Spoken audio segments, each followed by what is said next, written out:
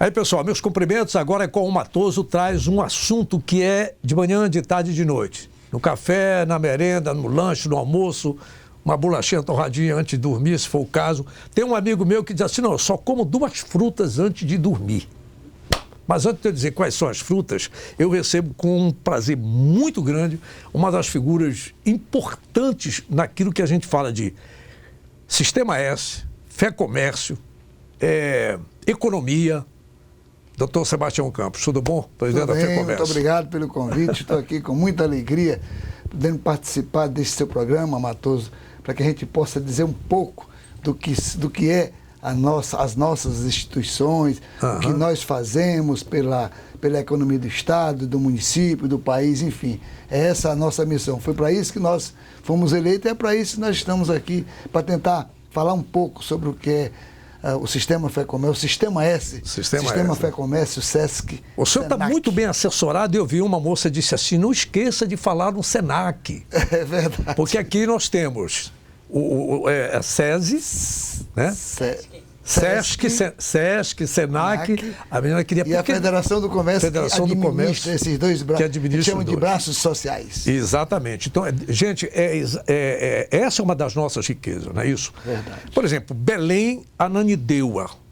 Eu vou falar essas 2 cidades, não que seja em detrimento das outras, mas uma é a capital, a outra é a segunda maior do estado, que sobrevivem basicamente de serviço e comércio. Eu estou errado?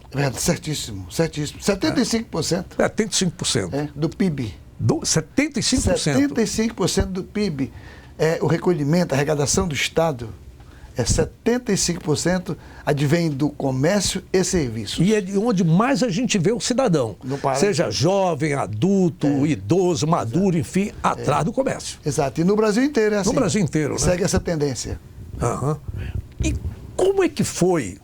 O senhor poderia dizer assim, apresentar esse Fé Comércio, até eu vi aqui, vou colar da Gisele. Da Gisele. Como é que foi esse trabalho de vocês nessa questão da pandemia? Porque ficou aquele negócio que as pessoas, eu fico imaginando, não, o mais importante é a vida, não é a economia. Como se uma coisa não dependesse da outra, ou a ordem dos fatores não altera o produto, porque eu digo aqui, não tem vacina, não tem profissional de saúde, não tem um hospital de campanha, não tem os medicamentos para todo o processo de UTI, se não tiver recurso, se não tiver economia. Mas ficou uma discussão tão assim que as pessoas acabaram ficando, não, a vida é mais importante da economia, como se uma não dependesse da outra. Ou eu estou errado? Não, está certíssimo, certíssimo. Uma sempre dependeu da outra e depende. Acho que quando chegou a pandemia, pegou todo mundo de surpresa. Sim. E a nós, que imaginávamos, bom, o comércio vai ser muito sacrificado, porque a agricultura, o agronegócio, não sentiu tanto. A indústria tinha a sua produção, lá tem seus espaços físicos, assim, digamos, com uma certa reserva, mas e o comércio? É lá na ponta que nós atendemos a clientela. Aí nós imaginamos o que íamos passar. Mas não se imaginava que ia acontecer todo esse turbilhão. Bom, nós passamos a nos preparar. Em março, início de abril, o SESC foi, assim, digamos, chamado pela população, pela sociedade, pelo governo, para que nós pudéssemos dar a nossa parcela de contribuição. Porque começou, lockdown, fecha a loja, só atende isso, só atende aquilo, aquela quantidade de pessoas que podiam entrar na loja. Nós passamos aí a fazer uma programação. Passamos a participar de vários comitês, com a prefeitura, com o governo do estado. Fomos convidados e passamos a participar. O que era o objetivo? Era que parcela de contribuição nós poderíamos dar. Aí, bom, sempre se falava na ajuda que o SESC e o SENAC podiam dar, né? São 2 braços sociais que as federações do comércio no Brasil inteiro têm nos 27 estados, e que tinham uma estrutura que podia ajudar. De que forma? Nós nos responsabilizávamos por todo o movimento, por toda a estrutura que pudesse entrar, que pudesse visitar as lojas e orientar tanto a população comerciária, os trabalhadores do comércio, quanto a população que ia consumir, os consumidores, para dizer como deveria usar máscara, de que hora deveria, como deveria haver as regras sanitárias, aquela limpeza de mão, orientar as pessoas para que o vírus não se propagasse com tanta facilidade. Muito embora depois aconteceu que se propagou. Mas nós passamos a dar nossa parcela de contribuição conforme fomos solicitados e convocados. Então o governo federal reconheceu, depois do nosso trabalho, vem reconhecendo, porque a Federação do Comércio, ela na qualidade de defensora do segmento do comércio e serviço, ela tinha obrigação, como ela tem obrigação, foi criada para isso, para defender os interesses do setor de comércio, mas o setor patronal. Então os empresários ficaram muito perturbados, na hora que começaram a sentir suas lojas com ameaça de fechar, os consumidores sumiram porque não podiam sair de casa, enfim, criou-se assim um engodo, um novelo que não se sabia o que poderia acontecer. Então, o senhor fala março ainda do ano passado? Março do ano passado, março de 2020. Que durou até agora, março, abril, ainda estamos... A vacina chegou, agora diminuiu um pouco mais essa movimentação. Mas em março do ano passado, abril, foram os períodos piores. Maio, foi um negócio assim impressionante. Mas nós ficamos o tempo todo, como se diz, como nós chamamos lá de plantão. Tanto a Federação do Comércio, ajudando os empresários, orientando-os, como o SESC, dentro da estrutura que o SESC tem, ajudando, inclusive, fazendo convênio para que pudéssemos usar as nossas equipes de saúde para ajudar o governo, a Secretaria de Saúde, a também participar junto na campanha de vacinação, enfim. E a nossa função era fazer a orientação aos nossos empresários. E, ao mesmo tempo, manter vivo o comércio, produzindo, empregando, consumindo. Porque essa era a preocupação. Pois é. Todo mundo assim, nós vamos quebrar, nós vamos falir, ninguém vai viver, ninguém... E a gente estava procurando encontrar alternativas para mostrar aos empresários o que eles poderiam fazer. Não adiantava desesperar naquela hora. Por exemplo, os empresários, a maioria deles, ainda não estavam muito habituados a trabalhar na forma digital. Pois é. E nós tínhamos as plataformas. Nós podíamos passar a ensinar aqueles empresários a utilizar aquelas plataformas digitais. Porque na hora do desespero você não sabe para onde correr. E tem que ter sempre alguém do lado deles, empresários, para mostrar como é que a gente, numa hora dessa, pode se sair de uma forma melhor. Então teve segmentos do comércio, com delivery, com plataforma digital, que não sofreu tanto.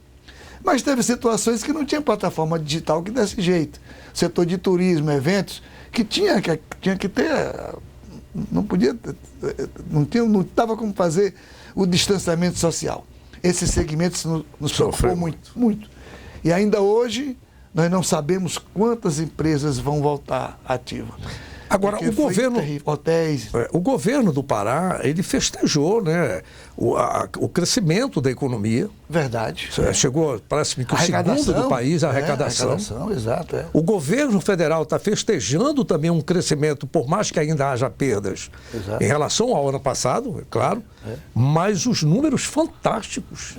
Apesar de nós não termos ainda concluído esse processo da pandemia, né? Eu acho que o que o senhor deve isso? Auxílio emergencial. Assim. Eu acho que a facilidade de chegada do crédito na ponta nos comerciantes, porque o governo federal começou a sentir que o seu Ministério da Economia tinha que desenvolver alguma política que pudesse distribuir recursos, porque senão a coisa ia para o beleléu, não tinha como acontecer. Então começou-se a se discutir, nós passamos a participar de reuniões onde nós fazíamos os nossos pedidos para que se distribuísse recursos, para que isso é uma prática comum em todos os outros países do mundo. Quer dizer, se a economia passa a sentir um processo de decadência, de queda, o que podemos fazer? O governo tem que ajudar, o governo tem que colocar recursos, colocar dinheiro na economia. Foi o que nós pedimos. E passamos a ser atendidos. Foi o Programa Nacional de Apoio à Pequena e Microempresa, o auxílio emergencial, começou a injetar recursos na economia. O ministro dizia assim, vamos injetar na veia, né? Então passou a injetar recursos na economia e a partir daí nós começamos a sentir que alguns segmentos começaram a crescer, começou a haver um volume maior de compras e de venda por parte dos empresários. Isso deu uma aliviada E os empresários começaram a sentir que eles não podiam dar por perdido e passaram a ver que esses recursos estavam tendo algum resultado positivo. Aí nós começamos a medir pela arrecadação dos estados. Aqui no Pará foi um estado que teve um crescimento, sei lá, de aproximadamente de 10% a 12%, mas existia esse crescimento. Felizmente tivemos a agricultura que sustentou, porque o Pará é um estado que produz, tem um agronegócio muito avançado, está desenvolvendo bem. Tivemos a vantagem também, isso eu digo de abril, maio do ano passado para cá. Tivemos também algo que nos ajudou bastante, que foi o preço das commodities. Nós somos o grande exportador de commodity, agora soja, mas sempre minério de ferro, manganês. Então, agora, me permita, no primeiro quadrimestre de 2021, o Pará chegou a comandar nacionalmente, né? Passando São Paulo, Minas Gerais, passou Minas Gerais. O Paraopeba chegou a um faturamento de 1 bilhão, superando 12 capitais do Brasil, inclusive Florianópolis. Quando eu falo Florianópolis, é porque hoje, sem nenhuma dúvida, o estado de Santa Catarina é uma grande referência de um Brasil que está bem perto de um comportamento de primeiro mundo, né? Uma série de coisas, de situações, transporte público, emprego, esse negócio todo. Mas isso quer dizer, o Pará, não só quando eu falo Paraopeba, nós tivemos o caso de São Félix do Xingu, Carandos, Carajás, um negócio estúpido, né? Isso ajuda muito no comércio, claro. Ajuda muito. E aí o mercado varejista, eu vou aproveitar aqui numa só. Neste momento, como é que o senhor avalia esse momento da FEComércio, da economia, nesse momento ainda da pandemia e a questão do varejo? Do varejo. Teve vários segmentos que sentiram no varejo um crescimento muito grande nas suas vendas, como também houveram segmentos que houve queda. Mas assim, a partir do momento que esse varejo começou a descobrir que as plataformas digitais, a venda de forma por delivery e a venda efetuada através de plataformas digitais, elas começaram a sentir que haveria possibilidade de um crescimento. A partir daí começou-se a descobrir essas novas alternativas e começou a haver um crescimento nessas vendas. E era o que nós fazíamos, acompanhar, monitorar, mas tínhamos sempre uma preocupação e participávamos dos comitês exatamente para isso, para evitar que o governo reconhecesse quais eram os segmentos que não poderiam fechar, que poderiam dar uma contribuição muito grande para a arrecadação estadual, e fomos trabalhar para que esses segmentos não fossem assim, digamos, castigados, porque o comércio era castigado, que eles não fossem contemplados, entre aspas, com o fechamento. Então, por exemplo, nós tivemos, era supermercado, padaria, açougue, farmácia, esses sempre foram considerados essenciais. Os outros eram não essenciais, ia ficar tudo fechado. Mas nós tínhamos que olhar como é que faz. Material de construção não podia fechar, né? Mas tem que fechar, mas não pode, porque um hospital precisa de uma torneira, de um registro, de algum equipamento, de um disjuntor elétrico. Como é que vai fazer? O pessoal vai morrer porque não vai ter? Aí conseguimos que o governo transformasse em segmento essencial. Peças. Como é que os motoqueiros iam trabalhar o setor de delivery se as lojas de peças de automóveis e de moto não estavam funcionando? Aí passamos a trabalhar, fomos trabalhando segmento por segmento. O que foi possível o governo ceder, tudo bem. Aqui a gente ficava na expectativa também dos números que eram os números que apareciam na televisão, na imprensa. Como vai cair, estamos em estabilidade. À medida que o número de mortos e casos subia, nós sentimos mais dificuldade. À medida que o número de casos e mortes se estabilizava, a gente começava a melhorar. Diminuía, a gente tinha mais chance de pleitear ao governo que mais itens do comércio, mais segmentos do comércio pudessem se manter abertos. E manter os empregos. Mas aí como é que vocês fizeram isso, para fazer esse trabalho de apoiar essas empresas e as dificuldades que vocês mais tiveram e como trabalharam para que esse povo se mantivesse vivo e a economia viva? Nós temos um fórum de entidades empresariais, que são as federações da indústria, do comércio, da qual nós estamos incluídos, da agricultura e outros segmentos, Câmara de Dirigente Logística. Então nós nos uníamos, traçávamos nossos planos e levávamos ao governo para poder mostrar a ele o que era a situação que nós estávamos passando e qual era, nós levávamos a alternativa ao governo para que ele pudesse ter base, para que eles pudessem tomar as suas decisões. Aconteceram situações inusitadas, porque o Pará abriu segmentos de comércio que não conseguiram abrir esse segmento, não conseguiu funcionar em outros estados. Mas a gente ficava sempre preocupado com isso, abria ou não abria, e também com o lockdown, o fechamento. Nós aqui tivemos um lockdown e foi por pouco tempo. Mas isso nos preocupava. Vai ter outro lockdown? Será que nós vamos fazer isso? Que contribuição, o que é que nós podemos fazer para poder fazer com que o segmento do comércio, que era o mais sacrificado, não pudesse passar por isso? Houve o caso do interior do estado, como cidades como Altamira, Santarém, Marabá, Castelão, que eram cidades de grande potencial também, que contribuíam bem na arrecadação, são contribuintes também do Sistema S, e que também não estavam passando pela mesma situação que estava passando Belém. Então Belém já liberava alguma coisa, e essas outras cidades maiores não liberavam, não abriam o comércio. E aquilo a gente ficava antenado, ligado o tempo todo. A gente ficava, digamos assim, em casa, costumamos trabalhar em casa, mas ficávamos em casa em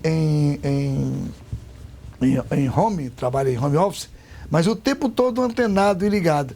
E também a gente trabalhava em consonância com a nossa Confederação Nacional do Comércio, que nos orientava e trazia informações de outros estados ou da própria confederação, para que nós pudéssemos nos balizar para poder levar essa informação.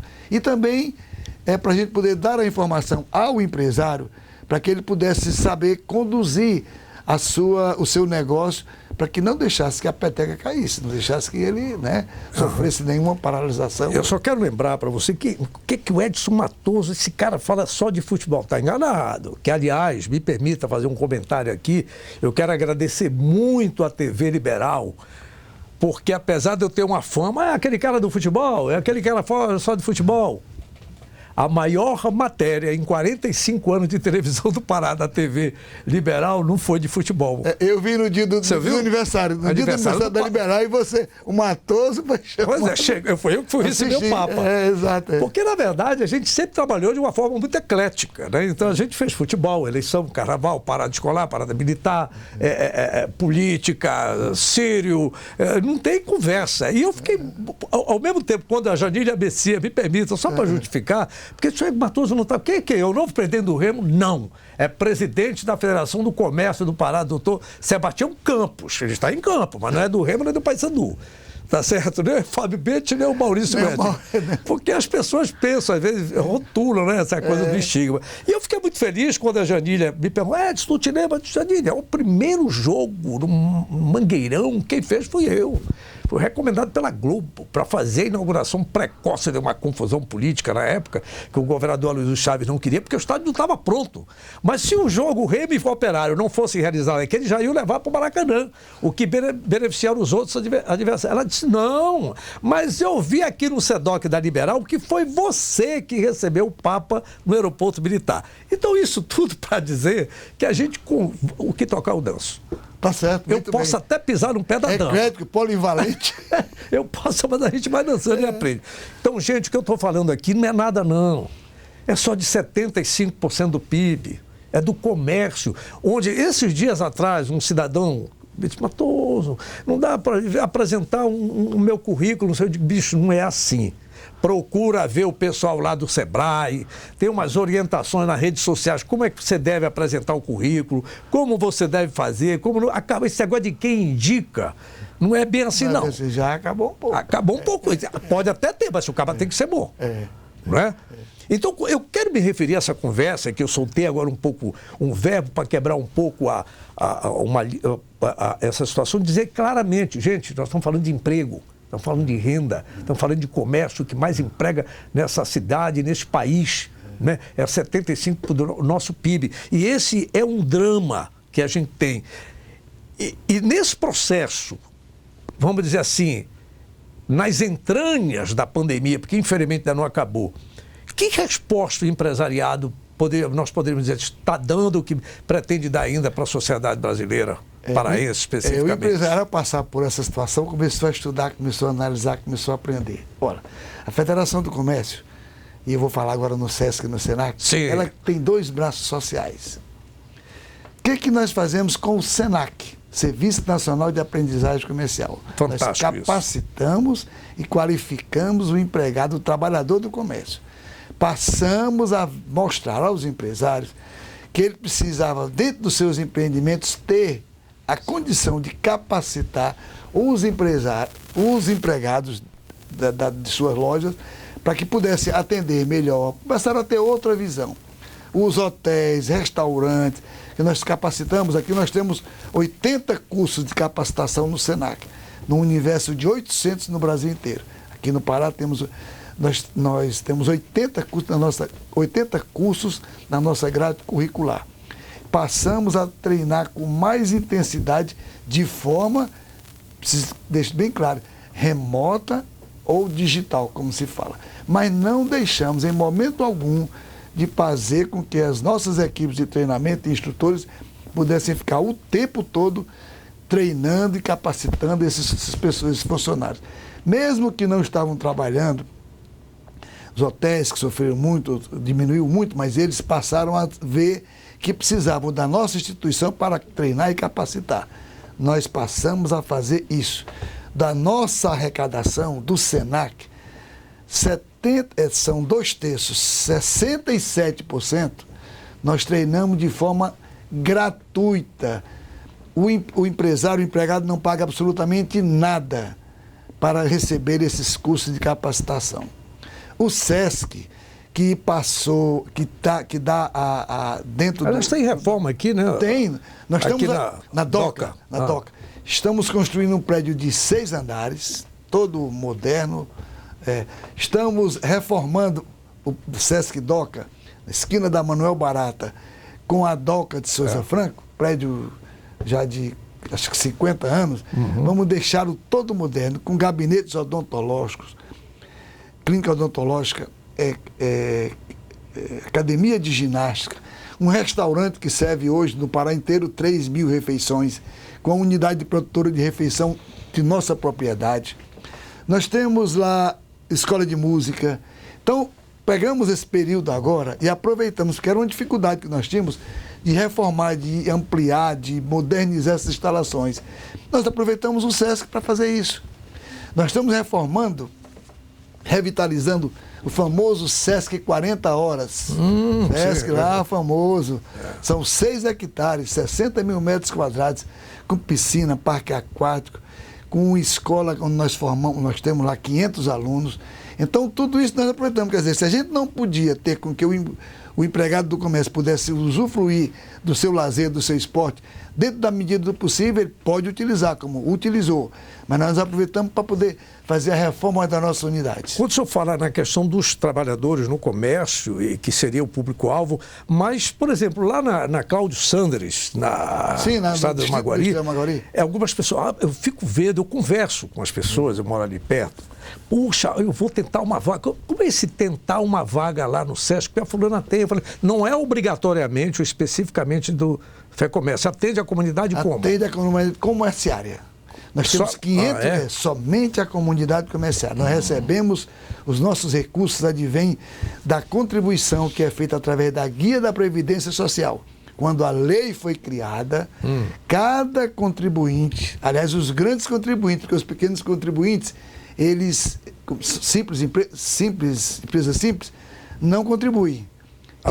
Não contribuem. E são essas meias, essas empresas de pequeno porte, que usufruem mais. Mas é isso que eu quero dizer. Então, as grandes empresas têm seus empregos com salários altos, que utilizam clubes, hotéis. Mas como é que eles usam, se não é para eles usarem? Como é que é isso? Eu não entendi essa. Não, o comerciante paga através da guia da Previdência. Entendi. Aquele valor... Eu tenho uma MEI. Eu quero ir lá no SESC. Você entra no SESC. Você vai, é comerciante, leva o documento, tira a carteirinha do SESC, desde que a sua empresa seja do comércio. Certo. Se for da indústria, você vai ter que utilizar o SESI. O SESI. Tá? Então, o nosso é o SESC. Você tem uma MEI, uma pequena empresa, você não contribui para o SESC, mas você usa. Entendi. Porque o grande contribuinte, as grandes redes de magazines, são os grandes contribuintes do SESC. E essas grandes empresas, os empregos são de pessoas com nível salarial maior, que na maioria das vezes não utilizam. Então, é um negócio bom, é justo. Ou seja, as pessoas que têm recursos utilizam os seus clubes para se divertir, o seu lazer, nos seus clubes onde eles pagam as suas mensalidades. E as pequenas empresas que não contribuem é quem mais utiliza o SESC. Vão lá, o funcionário leva sua carteira profissional, tem todo o direito e tem assistência odontológica, assistência psicológica, nós temos psicólogo, fisioterapeuta, dentista, então são várias profissões que nós... Doutor Sebastião Campos, aqui, quando a gente fala uma região, é impressionante o que a gente tem visto aqui em Belém, região metropolitana de Belém, um crescimento dos, como seria chamado o mercado, supermercadista? Supermercadista, hipermercadista, os atacarejos. Não, isso é uma tendência normal no Brasil. Porque o pessoal diz, vai inaugurar um aqui, vai quebrar os piquichitos daqui, que nada parece que o pessoal fomenta. Como é que é esse fenômeno? Tem umas coisas engraçadas na área empresarial no começo. Foi feita uma pesquisa. É muito bom a gente chegar nos grandes magazines. Sim, é legal. A gente acha bonito e tal. Mas só que as nossas esposas, elas não vão para essas grandes, porque dá muito trabalho, eles correm, então elas gostam do pequeno. Então está se descobrindo, através de uma pesquisa, que as grandes redes de supermercado, de magazine, elas vão passar a ter estabelecimentos com área física e espaço menor, porque as pessoas querem se estabelecer em espaços menores. As grandes redes americanas, europeias, elas passaram a ter, ao invés de ter, digamos, 100 lojas, players, que eles chamam nome bonito, né? Players, passaram a ter, digamos, 1.000 de tamanhos menores, em bairros onde as pessoas se sentem mais à vontade para poder, primeiro, mais próximo de casa, segundo, identificam melhor na gôndola o produto que eles querem. Uma outra coisa, eu vi agora, nesse final do mês de junho, um noticiário dando conta de que apenas 40% dos jovens brasileiros se empregam com carteira assinada. Assinada, exatamente. Já está melhorando. Está melhorando. Está melhorando. Já está diminuindo, esse percentual já diminuiu. Talvez assim, pelo fato do governo, talvez incentivar também para que as pessoas, as empresas possam pagar um valor menor para essa admissão com carteira assinada, o registro. Então isso a gente está mostrando através dos nossos políticos em Brasília, no Congresso, para que se faz necessário que nós possamos ter um menor custo para admitir com carteira assinada, porque se não acontecer isso, o que acaba acontecendo? As pessoas vão ter, como o custo é muito alto, do custo social, é o dobro que se paga. Se você paga um salário de uma pessoa, digamos, a R$1.000, você paga mais 1.000 de contribuição social. Então, assim, o que desestimula o empresário, né? Isso é um caso, digamos assim, sui generis, e acontece, o Brasil é um campeão. Só um minutinho, caiu o microfone aqui, peraí. Foi, Peraí, rapidinho. Já terminar. Muito bem. Deu problema no som? Não. Ainda continuamos no ar. Muito bem. Foi só, Ok, vamos já terminar, né? Vai. Tá. Então é isso. Acho que se isso acontecer, a coisa muda, esses percentuais mudam. Mas ainda existe muito, ainda existe um bom percentual. O que o senhor tem a dizer para a massa trabalhadora que está aí, numa expectativa? A gente tem visto os números melhorando, apesar dessa guerra, isso é um comentário meu aqui, é um comentário meu, essa guerra política, ideológica, essa guerra pré-eleitoral do ano que vem, apesar de tudo isso, parece, na minha modesta opinião, um banho de anti-brasilidade e o povo fica aí à mercê de uma situação. Apesar de tudo isso, a gente vê, e aí louvas a vocês, a economia vibrante, reagindo de uma forma fantástica nessa situação, mas aí há um noticiário que às vezes é um pouco negativista, as pessoas ficam, quando é que eu vou arranjar um emprego? Quando é que eu vou conseguir? O que o senhor poderia dizer para essa gente, para esse povo? O que acontece é o seguinte, eu vejo muito isso. Um grande número de pessoas se candidata, traz currículo. Então. Acontece que eles precisam ter o cuidado de se preparar. Porque as vagas às vezes existem. Eu vou dar um exemplo. No interior do estado, existem os grandes projetos, né, de empresas e de projetos minerais, e que elas precisam de pessoas capacitadas. Se faz necessário que nós, paraenses, nos capacitemos, que a gente precisa estudar mais, se capacitar mais, porque essas empresas acabam trazendo pessoas de fora que estão mais capacitadas. O nosso trabalho hoje é chegar nesse... Nós fazemos o trabalho de interiorização da federação. O que é?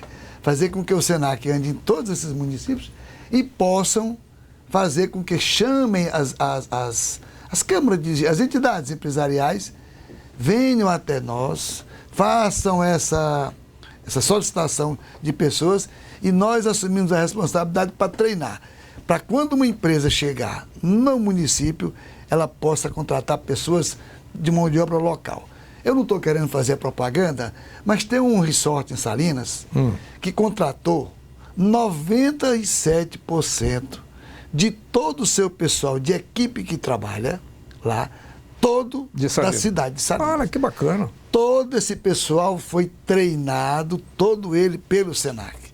Então isso é uma coisa que é uma coisa louvável, porque que deixa a gente emocionado. É bacana, isso é muito bom. Isso é muito importante, quer dizer, nós vamos lá, damos a nossa contribuição e o empresário reconhece aquilo.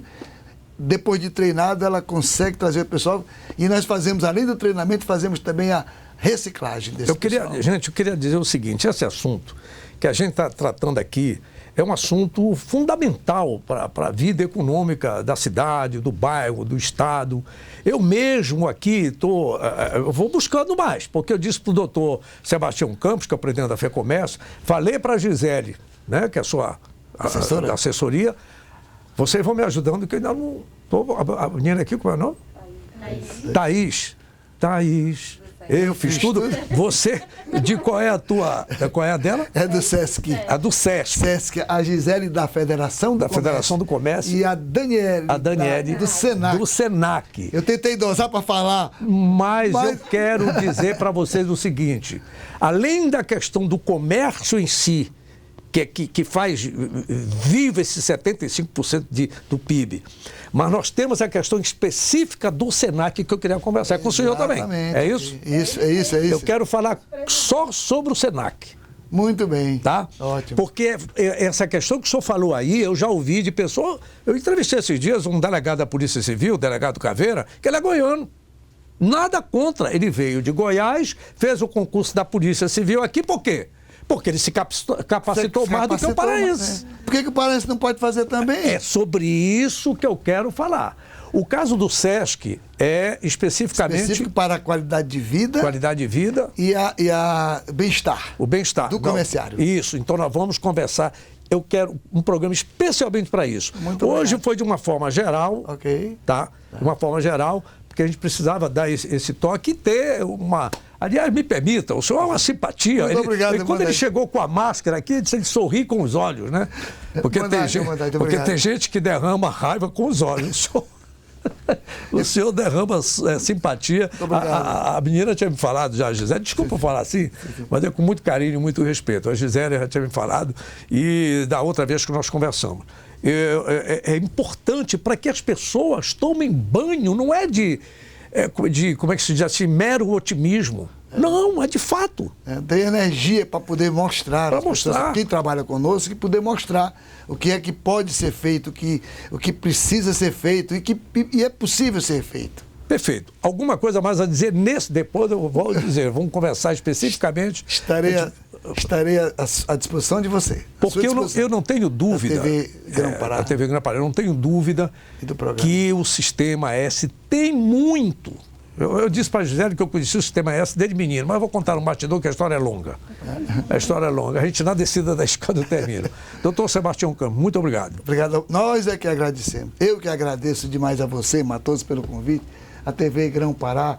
Um abraço e saúde a todos os telespectadores da TV Grão-Pará e do Pará que estão nos assistindo.